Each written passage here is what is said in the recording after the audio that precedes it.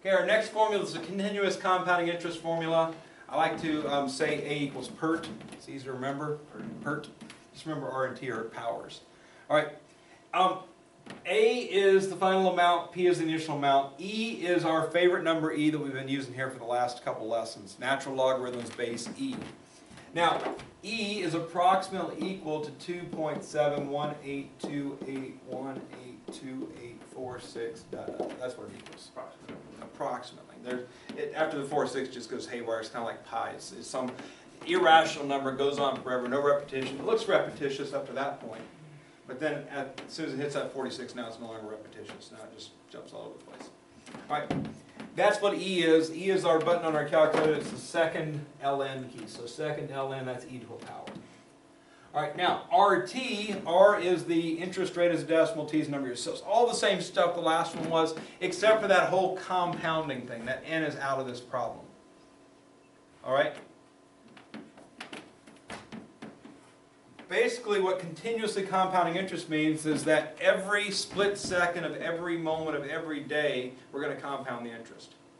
So we're taking the interest rate divided by infinity, but we're raising it to the infinity power. The end result is we get that formula. All right? And the reason why, and I'll show you why if you care to know. If you take that structure, does that look familiar?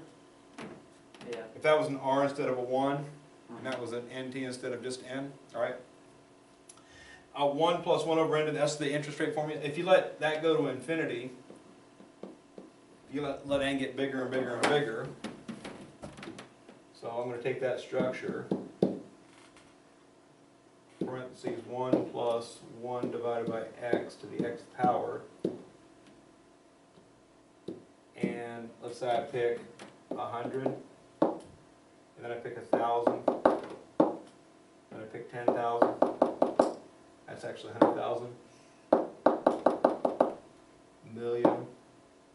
Okay, notice that they're kind of zeroing in on something here. 2.71828, right? There's our E showing up. Not quite there yet. Let's go 1E12, see what happens.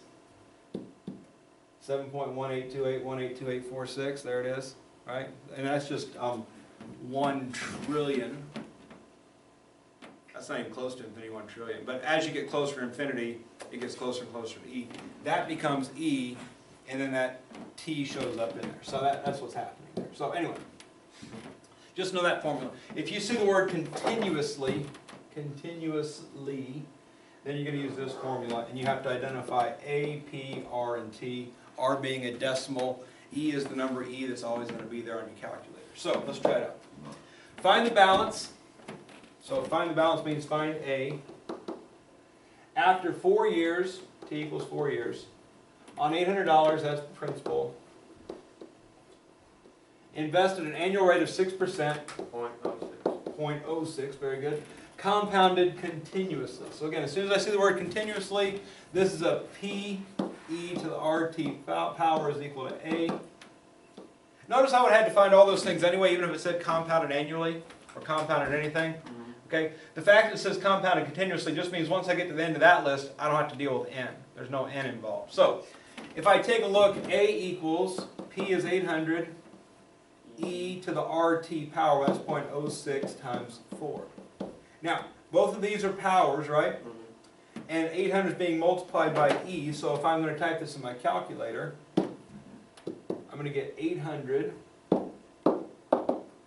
times second ln, that gets me e to the power of. The parentheses is the beginning of the power. I want to get both of these numbers in the power structure, so 0.06 times 4 n parentheses. Let's see if we can get our times button there. All right, so I'm typing that exact expression there, equals, and it tells me how much money I end up with. So how much is that? 1,017, Very good. $1,017.00.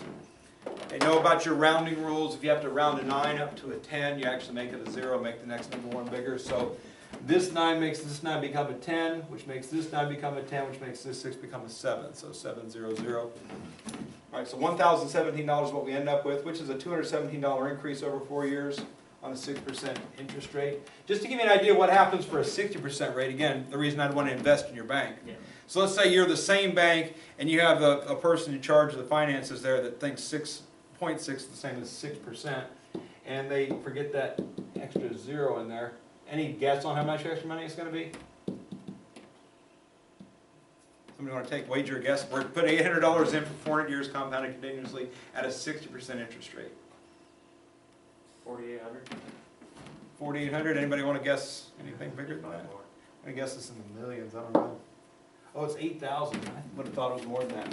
Anyway, Not that much. still, I mean, we invested $800 for 4 years. We ended up with 8,000. That's $8,000 increase in our money in 4 years. I'd take it. I'd take it. After another 4 years, it's Let's invest it for like 20 years to see what happens. Oh, boy. 20, now I'm going with about, Oh my gosh, $130 million. yeah, that bank's bankrupt. Yeah, that's $800 investment. After 20 years, you get $130 million. Yeah, that'd be pretty good. So yeah, please tell me which bank you're working at if you think that 0.6 is 6%. All right, look at example.